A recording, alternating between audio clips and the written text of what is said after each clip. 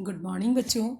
बेटा आज अपन करेंगे ख्याति का लेखांकन व्यवहार, अकाउंटिंग ट्रीटमेंट ऑफ गुडविल।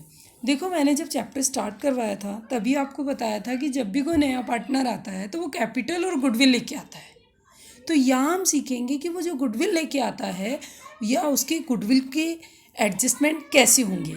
तो उसके गुडविल के एडजस्टमेंट के लिए आपके अलग अलग कंडीशंस है। तो फर्स्ट कंडीशन देखिए, फर्स्ट कंडीशन आपको दी हुई है, if new partner paid his share of goodwill privately. जब कोई नया पार्टनर अपनी गुडविल को प्राइवेटली पे करता है, निजी रूप से चुकाता है। ध्यान रखना, जब भी पार्टनर नया आए और वो अपनी गुडविल फर्म में नहीं लेके आए बल्कि पार्टनर्स को जा कर के पर्सनली दे दे, तो इसकी बुक्स में कोई एंट्री नहीं होगी, कोई एंट्री नहीं होगी। ध्यान रखना, बोर्ड एग्जाम में इससे रिलेटेड 1 मार्क्स का क्वेश्चन पूछता है कि if new partner paid is share of goodwill privately to the old partners, what entry will be made in the books of firm. तो आप सीधा आंसर लिखेंगे, no entry will be made in the books of firm. फिर आता है second condition, if new partner bring his share of goodwill in cash, कि जब नया पार्टनर अपने हिस्से की ख्याति रकम नकद में लाता है। तो ध्यान रखना, जब भी कैश में गुडविल लाता है तो आप क्या एंट्री करते हैं। तो आपकी फर्स्ट एंट्री होगी cash account DR to goodwill, cash account DR to goodwill, जितना पैसा वो लेकर आ रहा है। और नरेशन क्या हो जाएगा, goodwill amount brought by new partner. उसके बाद सेकंड आपकी एंट्री होगी goodwill account DR to sacrificing partners capital account. देखिए, ध्यान देना, जो भी पार्टनर गुडविल लेके आता है वो सेक्रीफाइसिंग पार्टनर्स में क्या कर दिया जाता है, बांट दिया जाता है। और कौन से रेशियो में बांटते हैं, सेक्रीफाइस रेशियो में। तो देखिए, हमने जो रेशियो कैलकुलेट करना सीखा था वो यहाँ काम आ रहा है। तो फिर से सुन ले, कैश में लाएगा तो फर्स्ट एंट्री क्या होगी, कैश टू गुडविल, और सेकेंड एंट्री क्या होगी, goodwill account DR to sacrificing partners capital account. जो भी पार्टनर त्याग कर रहा है उन सभी पार्टनर्स में उस गुडविल को हम क्या कर देंगे, डिस्ट्रीब्यूट कर देंगे। कौन से रेशियो में, सेक्रीफाइसिंग रेशियो में। फिर थर्ड एंट्री क्या होगी, अगर क्वेश्चन आपसे बोले कि सेक्रीफाइसिंग पार्टनर अपने हिस्से की गुडविल को निकाल रहे हैं, विड्रॉ कर रहे हैं, तो आपकी थर्ड एंट्री होगी। ये एंट्री तभी होगी जब आपको क्वेश्चन में क्लियर बोल रखा हो। तो थर्ड एंट्री फिर क्या हो जाएगी, sacrificing partners capital account DR to cash account. Narration हो जाएगा goodwill amount withdraw by partners. अब एक और है कि अगर गुडविल अकाउंट ऑलरेडी ओपनड हो, पहले से खुला हुआ हो, तो ध्यान रखना हमेशा उसे बंद करते हैं।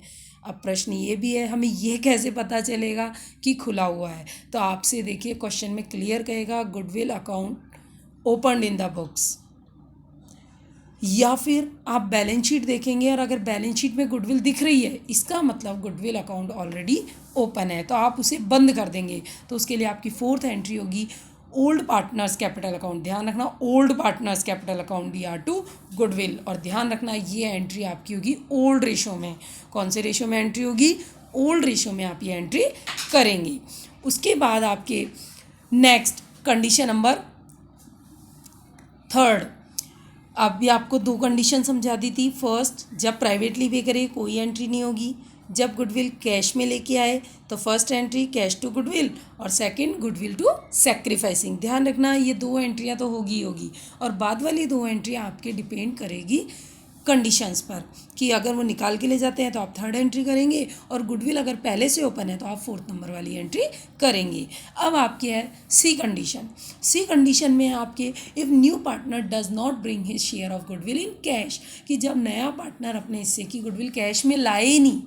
तो ध्यान रखना, जब गुडविल कैश में नहीं लाता है तो आपके कैश टू गुडविल तो हो ही नहीं सकती, तो आपके एक ही एंट्री होगी, वो एंट्री क्या होगी, न्यू पार्टनर्स करंट अकाउंट।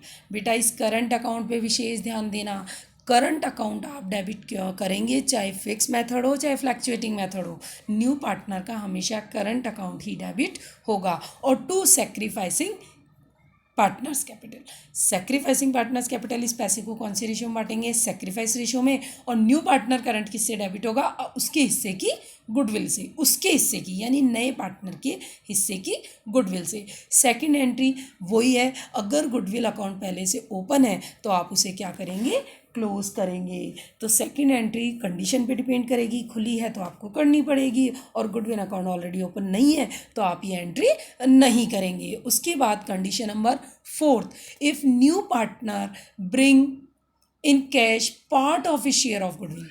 ध्यान रखना, जब नया पार्टनर अपने हिस्से की पूरी गुडविल कैश में नहीं लाए, एक पार्ट कैश में लाए, यानी आधी कैश में ले आए आधी कैश में ना लाए, तो पहले तो हम वो एंट्री करेंगे जो वो कैश में ला रहा है। तो एंट्री क्या होगी, कैश टू गुडविल। फिर उस गुडविल को हम वो सेक्रीफाइसिंग पार्टनर्स में सेक्रीफाइस रेशियो में क्या कर देंगे, बांट देंगे। तो सेकेंड एंट्री क्या हो जाएगी, goodwill to sacrificing partners capital account. लेकिन जो पार्ट वो कैश में नहीं लाया उसके लिए हम एक और एंट्री करेंगे, और वो एंट्री क्या होगी, new partners current account DR to sacrificing partners capital account. कौन से रेशियो में, सेक्रीफाइस रेशियो में। अब इसमें बेटा एक इम्पॉर्टेंट नोट है, वो नोट आप ध्यान दीजिएगा। वो नोट आपका क्या है, वो नोट है आपका कि अकॉर्डिंग टू अकाउंटिंग स्टैंडर्ड 10 और 26, 10 अकाउंटिंग स्टैंडर्ड 10 और 26 या इंडियन अकाउंटिंग एक्ट 38 में ये कहा है कि गुडविल को बुक्स में तभी शो करना चाहिए जबकि वो पैसे देके खरीदी हुई हो। अगर वो सेल्फ जनरेटेड गुडविल है तो उसे कभी भी बुक्स में शो नहीं करते हैं। ध्यान रखना, बहुत इंपॉर्टेंट पॉइंट है, आपसे एग्जाम में पूछ लिया जाता है, which goodwill should be show in the books. आप लिखेंगे the purchase goodwill should be shown in the books, self generated goodwill not shown in the books. इस तरीके से आपके गुडविल से रिलेटेड एडजस्टमेंट की 4 कंडीशंस मैंने आपको क्लियर करी। फिर से सुन लें, नंबर 1, जब वो प्राइवेटली पे करे तो कोई एंट्री नहीं होगी। नंबर 2, जब वो कैश में लाए तो आपको 4 एंट्रीज बताई। नंबर 3, जब वो कैश में नहीं लाए तो एक एंट्री बताई, new partners current account DR to sacrificing partners capital account. और 4th कंडीशन है कि कुछ कैश में लाए और कुछ कैश में नहीं लाए।